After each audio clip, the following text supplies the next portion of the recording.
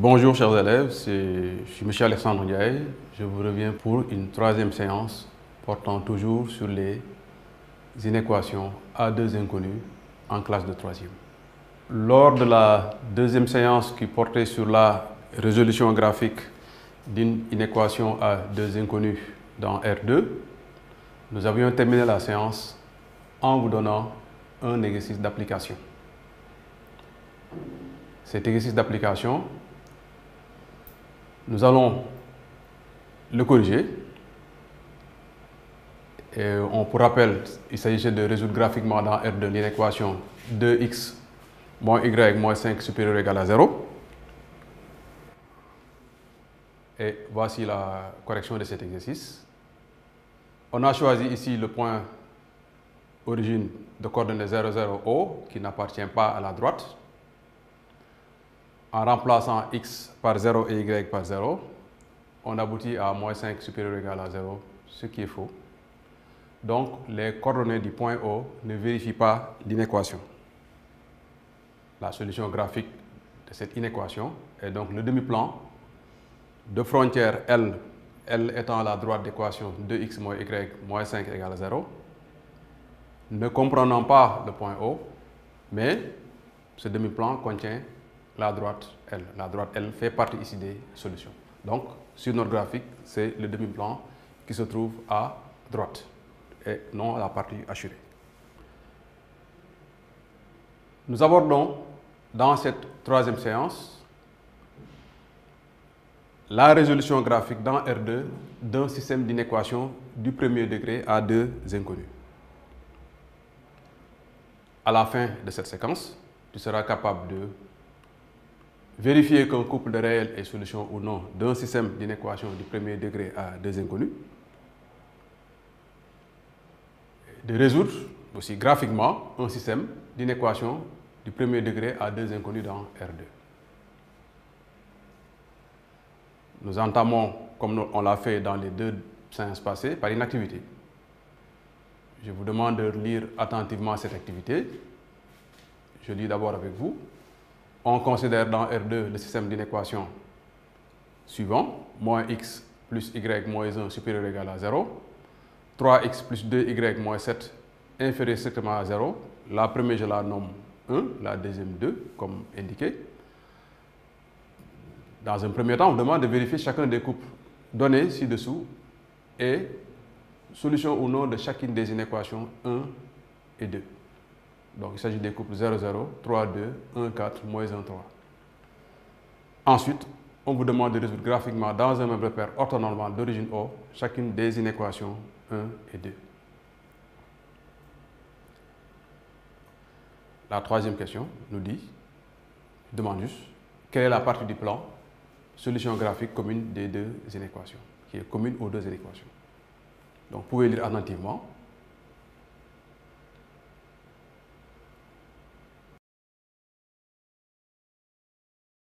On va passer à la correction. D'abord, je vérifie si chacun des couples donnés est solution ou non du système d'inéquation. Donc, pour 0, 0, je remplace dans la première inéquation x par 0 et dans la deuxième inéquation x par 0 et je fais la même chose pour y. Je remplace y par 0 et y par 0 dans la deuxième inéquation. J'obtiens pour la première inéquation moins 1 supérieur ou égal à 0, ce qui est faux. Et dans la deuxième, j'obtiens moins 7 qui est strictement inférieur à 0, ce qui est vrai. Le couple 0, 0 n'est pas solution du système d'inéquation parce qu'ici, en fait, il ne vérifie pas les deux à la fois. Donc, il vérifie la deuxième, mais ne vérifie pas la première. On peut de la même manière vérifier que les couples 3, 2, 1, 4 ne sont pas solution du système d'inéquation donné. Maintenant, pour moins 1, 3, on remplace x par moins 1 dans la première inéquation, y par 3 dans cette inéquation même. On fait la même chose dans la deuxième inéquation et on obtient 1 supérieur ou égal à 0, ce qui est vrai. Pour la deuxième, on obtient moins 4 strictement inférieur à 0, ce qui est vrai. Le couple moins 1, 3 vérifiant les deux inéquations en même temps est bien solution du système d'inéquation. On obtient la figure suivante. Sur cette figure, on a colorié en rose la partie qui n'est pas solution de l'équation D2 et la partie qui est solution, on l'a laissée en clair. On a fait la même chose pour l'équation 2. La partie qui n'est pas solution a été coloriée et la partie solution a été laissée en clair. Ce qui fait que la solution graphique de l'inéquation 1, c'est le demi-plan de frontière D1 ne contenant pas le point O. La droite DL, elle est dans la solution parce qu'on avait ou égal.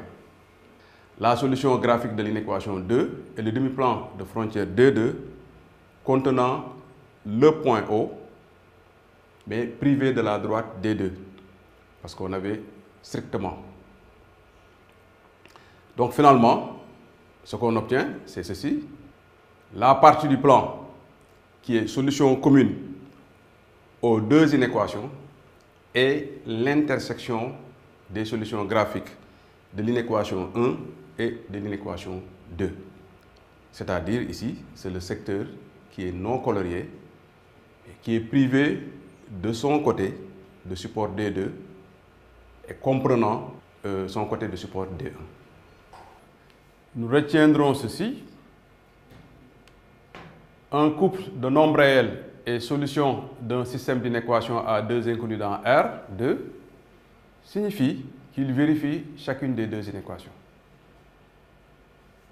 Ensuite, pour résoudre graphiquement un système d'inéquation à deux inconnus du type AX plus BY plus C supérieur ou égal à 0, A'X plus BY plus C' inférieur strictement à 0, ou bon, on peut changer les inégalités dans les deux inéquations. Ce qu'on fait d'abord, c'est résoudre graphiquement dans le même repère orthonormal chacune des deux inéquations. Et on retiendra comme solution graphique du système l'intersection des deux solutions graphiques. Vous pouvez appliquer ceci dans cet exercice qu'on vous donne à faire pour la prochaine fois. Il s'agit de résoudre dans R2 le système d'inéquation x moins y supérieur ou égal à 0, x plus 2y moins 1 inférieur strictement à 0. Voilà, nous arrivons au terme de cette troisième séance. Merci d'avoir suivi et à la prochaine fois. Bonjour chers élèves de 3e, chers parents d'élèves qui nous suivez sur la chaîne Canal Éducation. Nous voici encore une fois de plus avec vous pour partager sur les systèmes d'inéquation du premier degré à deux inconnus. Après avoir bien sûr vu la première partie, la deuxième partie qui a consisté donc à faire la résolution d'une manière générale, alors nous allons voir maintenant comment ces deux parties, on va les appliquer bien sûr à la résolution d'un système d'inéquation à deux inconnus, bien sûr dans la résolution graphique. Et pour ce faire, je suis donc sur ce plateau avec M. Alexandre Ndiaye, professeur de mathématiques, M. Issa Rafaï, formateur à la DFC du ministère de l'Éducation nationale, et moi-même, Nyoui Jean-Jacques Fall, inspecteur de l'enseignement moyen secondaire. Merci encore une fois d'être sur ce plateau et merci pour le travail accompli, M. Ndiaye, pour vous avoir donc prêté à ce jeu, puisque nous savons que ce n'est pas toujours facile, ce n'est pas toujours évident, mais vous avez accepté donc de jouer le jeu. Alors, pour cela donc, nous allons donner la parole à M. Faye pour sa contribution et éventuellement, bien sûr, donner une invite, bien sûr, à nos chers apprenants qui sont en train de nous suivre pour que, à partir de ce qu'ils ont déjà vu, que ce soit pour la première séance, la deuxième et bien sûr cette partie que nous allons développer, mais qu'est-ce qu'ils peuvent retenir pour pouvoir, bien sûr, s'en servir ultérieurement. Monsieur Faye, vous avez la parole. Alors, merci, M. Fall. Merci, M. Ndiaye. Bonjour, chers professeurs. Bonjour, chers élèves et téléspectateurs qui nous suivent à travers Canal Éducation.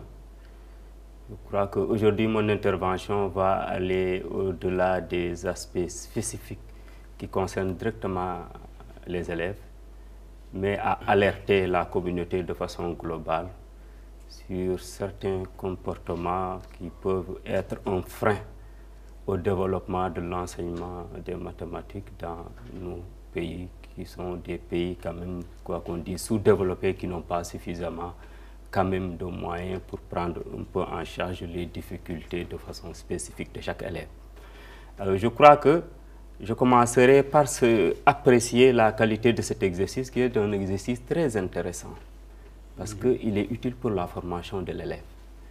Alors, ce que l'on demande à l'apprenant dans cet exercice, c'est un peu de faire la démarche de tout le processus qui a permis d'arriver à la résolution d'une équation à deux inconnus. Et maintenant, on lui accorde plus d'autonomie en lui présentant un système, et que tout naturellement, il a le loisir de choisir, d'appliquer la démarche à chaque inéquation, et que la nouveauté ici, c'est qu'à la fin, qu'il puisse se prononcer maintenant, prendre une décision par rapport à la solution du système. Mais globalement, donc, vous voyez que rien de nouveau par rapport à tout ce qui a été présenté au niveau de la démarche. Alors, dire que donc ce genre d'exercice, ça permet à l'élève d'être à l'aise dans la communication. Et ensuite, c'est des outils mathématiques, ces systèmes, je veux bien dire, qui nous permettent de résoudre des situations concrètes. Par exemple, en optimisation, si vous avez une entreprise qui veut, par exemple, faire des profits, mais en minimisant ses charges, c'est-à-dire ses dépenses, et il veut maximiser un peu ses profits, c'est-à-dire ses bénéfices, ça c'est naturel pour n'importe quelle entreprise. On peut présenter toutes ces contraintes de recherche de profit à travers un système d'inéquation à résoudre. Et que donc, la solution qu'il va obtenir va lui permettre de savoir le minimum de dépenses qu'il peut faire, ou bien le maximum de bénéfices qu'il peut faire à travers les différents éléments, les différentes matières premières, personnelles et autres dont il dispose au sein de l'entreprise. Je voulais sauter sur cette occasion pour quand même attirer l'attention du public, parce qu'on accuse souvent à tort les mathématiques d'être abstraits. On l'assume, c'est notre raison d'être, mais il faut reconnaître quand même que cette abstraction n'est pas imaginaire. C'est de l'abstraction que je peux dire entre guillemets concrète, qui utilise une modélisation de phénomènes physiques, de phénomènes sociaux, de phénomènes économiques pour donner des solutions que les différentes branches de la société peuvent utiliser selon leur contexte et selon leurs besoins du moment. Je pense que les mathématiques, il faut dire que c'est une discipline comme les autres. Et je vais paraphraser un peu un auteur qui disait que, en fait, la discipline, c'est une manière de discipliner l'esprit, c'est-à-dire de lui donner des règles et les méthodes pour aborder les différents domaines de la connaissance, de la pensée et de l'art. On ne sort pas du tout dans ce cadre quand on fait des mathématiques. Alors, on installe un savoir qui est soit une formule mathématique ou une démarche. Donc, on applique des méthodes, qui est la démarche que l'élève peut utiliser pour résoudre, ou bien une formule que l'élève peut appliquer dans une situation pour avoir une solution à un problème donné. Donc, on aurait tort de penser, d'autre part aussi, que les mathématiques, ça se résume tout simplement au calcul, ou bien à dire à la fin c'est vrai ou faux, c'est juste, c'est pas juste. Je pense que à travers cette démarche qu'on a dans cet exercice, on voit très bien que ce qui est surtout recherché en mathématiques, c'est la construction, c'est le raisonnement, une démarche cohérente qui, au bout du processus, est résumée par une démonstration. Et que le résultat final ou les calculs ne sont tout juste que la partie finale de tout un processus qui est aussi important du début à la fin. Je crois que pour ne pas un peu monopoliser la parole, je vais un peu m'arrêter là. Merci. Donc je pense que... Merci, M. Faye. Je pense que quand même ça a été très intéressant. Et encore une fois de plus, cela dénote un peu de l'intérêt de ce que nous sommes en train, bien sûr, de faire.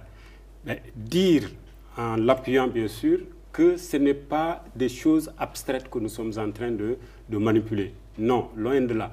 Et les outils qu'on nous donne ici, mais vous verrez peut-être l'intérêt, et il a si bien fait, peut-être non seulement de s'adresser exclusivement aux apprenants, mais aussi, j'allais dire, à tout le peuple, je vais le dire comme ça, pour qu'eux aussi qu'ils comprennent que les mathématiques, ça va au-delà. Parce que l'exemple qu'il a donné, c'est un exemple qui est là, réel. Tous ceux-là qui construisent, bien sûr, ou bien qui organisent des entreprises, mais ils vont d'abord, ils essaient de voir, par rapport aux contraintes qu'ils peuvent avoir, mais comment ils vont faire pour maximiser, bien sûr, le profit qu'ils vont avoir demain lorsqu'ils vont mettre en place leur entreprise. Et je pense que ça, c'est important quand même.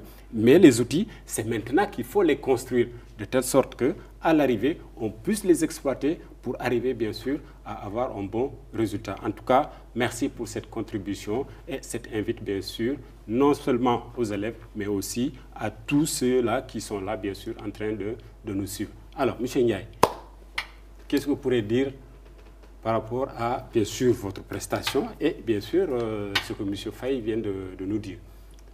Bonjour, M. Fall, bonjour, M. Faye, et je dis aussi bonjour à tous nos élèves qui nous suivent. Et je leur dis encore une fois du courage, je les encourage, ce sont de très bons élèves. Nos élèves sont bons. Moi j'ai le sentiment que vous êtes très bien et vous pouvez réussir tout ce que vous entamez. Donc allez-y et je crois que ça ira. Voilà. Bon, comme d'habitude, hein, je crois que les interventions que vous faites sur le cours sont pleines de bon sens et sont très pertinentes. Je ne saurais ajouter beaucoup de choses, mais je crois que vous avez quand même dit quelque chose d'essentiel. Lorsqu'on fait des mathématiques, c'est pour rendre la vie des gens plus facile. Lorsqu'on fait des mathématiques, c'est rendre les choses évidentes.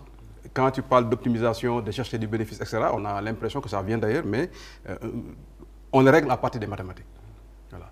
Donc, je ne vais pas entamer un autre débat, mais je crois qu'il est temps de donner la parole aux élèves parce que chaque fois, ils bousculent pour poser des questions. Alors, merci donc, M. Ndiaye, pour vraiment votre contribution.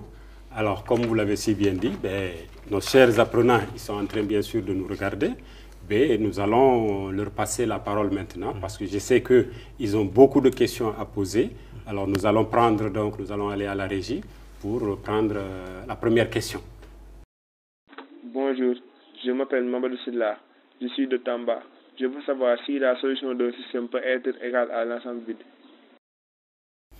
Alors, M. Sidla donc nous pose la question, à savoir, est-ce qu'il y a possibilité que nous tombons sur, bien sûr, l'ensemble vide comme étant la solution de notre système? Alors, M. Ndiaye. Bonjour Mamadou, c'est une très bonne question à laquelle je vais essayer de répondre.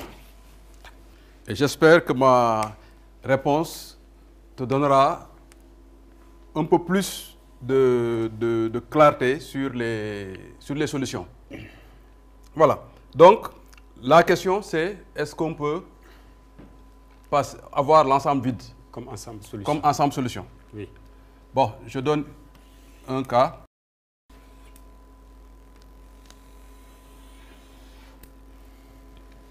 Je suis dans mon repère orthonormal. Bon, je place l'origine ici O. Et je suis dans une situation comme celle-ci. La première droite frontière, elle est là. Je peux l'appeler D1. Et le demi-plan solution est là. Donc, je peux assurer ce qui est ici.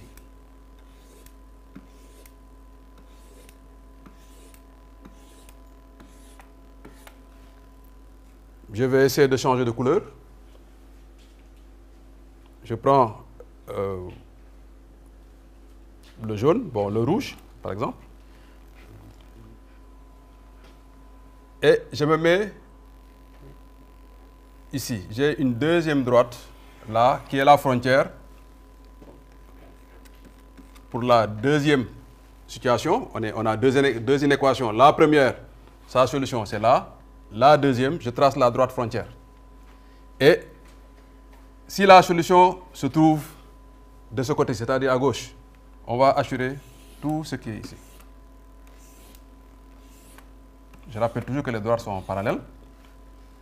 Ce qui se passe, c'est que tout le plan a été assuré. Ce qui fait qu'il n'y a aucune solution pour ce système. Donc l'ensemble des solutions est ici, l'ensemble vide. Donc merci M. Ndiaye. Donc je pense que ça a été assez clair. Et savoir, donc il peut y avoir des cas, et il l'a si bien démontré, lorsque nous avons par exemple les deux droites qui sont parallèles avec, parce que là aussi les deux droites peuvent être parallèles sans pour autant qu'on ait l'ensemble vide. Mais ça dépend toujours du choix du symbole qui a été utilisé, c'est-à-dire par rapport à supérieur ou bien par rapport à inférieur. Mais encore une fois de plus, merci M. Ndiaye. Alors, nous passons à la deuxième question. Bonjour, je m'appelle Kouma Ndiaye, je suis de Kaffrine. Est-ce qu'on peut utiliser le même point pour vérifier chaque inéquation dans un système? Alors, merci pour cette question, mademoiselle Ndiaye.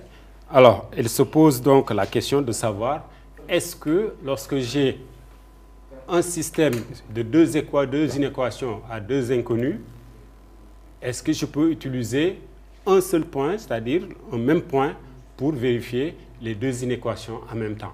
Voilà donc la question de mademoiselle Ndiaye. Merci, Koumba Ndiaye. Hein? Oui. Voilà, merci. Je vais essayer de répondre à ta question en faisant juste comme tout à l'heure hein, un graphique.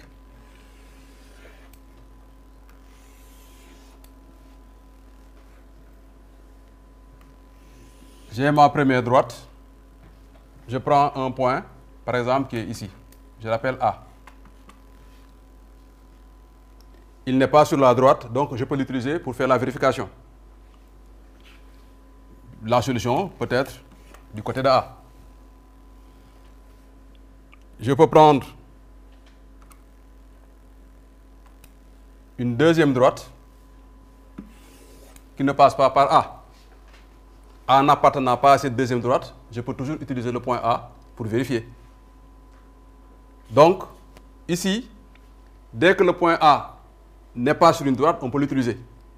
Donc, s'il n'est sur aucune des deux droites, on peut l'utiliser pour les deux inéquations.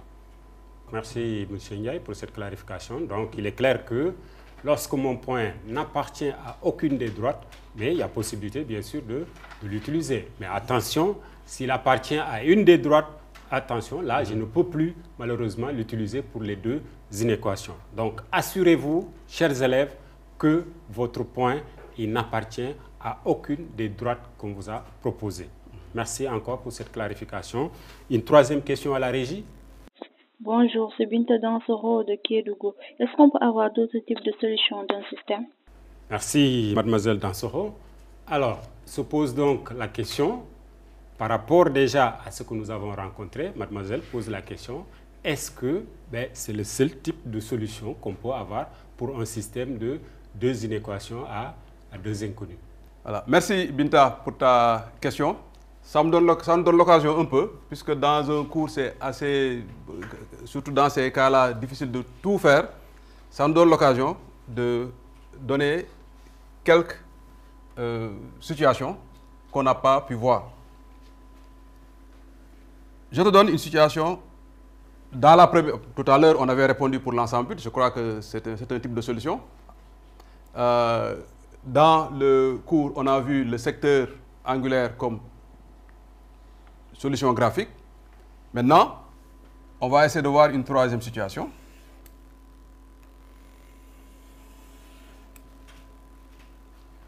Dans cette situation, les deux droites frontières sont parallèles. Toujours. Celle-là, je l'appelle D1. L'autre, je l'appelle D2. Si D1 est la droite frontière relative à la première inéquation et que l'ensemble des solutions se trouve de ce côté-ci, on va assurer tout ça.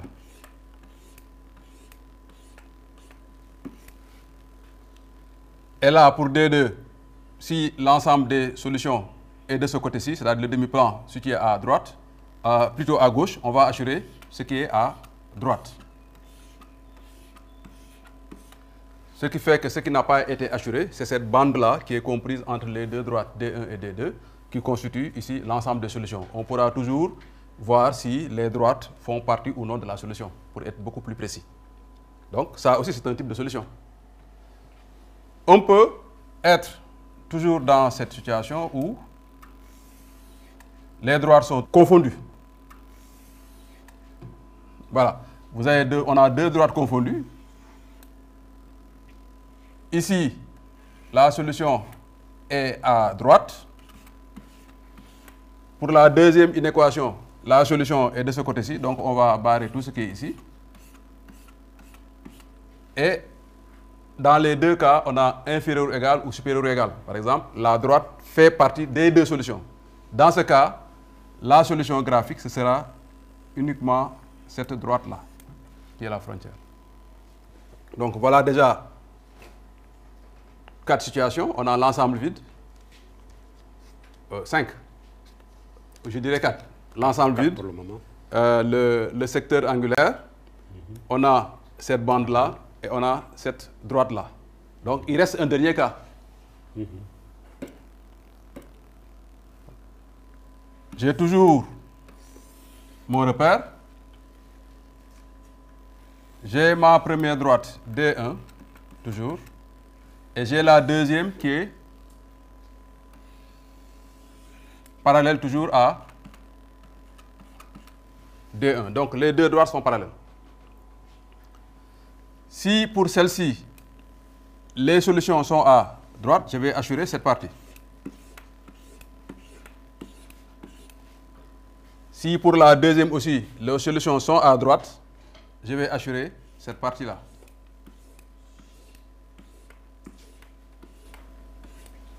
Ce qui est la partie non assurée, ce sera cette partie-ci, qui est aussi un demi-plan. Voilà. La droite des deux peut faire partie ou non, ça dépendra du symbole qu'on a. Donc, on a vu cette situation-là où on a l'ensemble vide, la situation où on a le secteur angulaire, la situation où on a la droite, la situation où on a la bande et la situation où on a un demi-plan. Voilà. Donc, ces différentes représentations permettent de dire à chaque fois quelle est la solution du système d'inéquation à deux inconnus dans R2. Merci, M. Ndiaye, pour cette clarification. Je pense que nous sommes maintenant avertis par rapport, bien sûr, aux différentes formes de solutions que nous pouvons avoir pour, bien sûr, un système de deux inéquations à deux inconnus. Mais lorsque demain, chers élèves, vous aurez donc à résoudre, ne vous étonnez pas peut-être si vous voyez l'une ou l'autre, bien sûr, de ces formes de solutions qui apparaissent. Alors, bien sûr, nous arrivons, puisque c'est vrai que vous avez encore des questions à poser, mais compte tenu peut-être du temps qui nous est imparti, nous sommes obligés, bien sûr, d'arrêter les questions. Mais retenir une chose, ça a été donc la troisième séance que nous avons eue par rapport aux inéquations et au système d'inéquation à deux inconnus. Important parce qu'on vous a donné, chers élèves, des outils vous permettant, bien sûr, de résoudre ces genres d'inéquations. En tout cas, regardez bien le cours, regardez bien les activités qu'on vous a proposées. À partir de ce moment, normalement, devant n'importe quelle autre situation, vous devez être en mesure d'être, bien sûr, de résoudre votre système d'inéquation. Vous en verrez d'autres, peut-être à 2, voire 3, mais pour le moment, nous en sommes à 2. Et encore une fois, vraiment, merci, chers téléspectateurs, chers élèves, bien sûr, qui nous suivez à partir donc de la chaîne Canal Éducation. Nous arrivons au terme, mais nous sommes encore une fois de plus dans une situation particulière, à savoir le coronavirus qui dérange tout le monde. N'oubliez pas les gestes barrières et bien sûr la distanciation que nous pouvons avoir. Utilisez aussi vos masques, surtout, chers élèves, restez à la maison. Chers amis, vous pouvez toujours... Voilà. En tout cas, merci encore, chers apprenants, merci, chers parents, qui nous suivez donc depuis Canal Éducation. Pour tout le travail, bien sûr, qui vient d'être fait. Encore une fois, nous vous donnons rendez-vous à plus tard. Merci.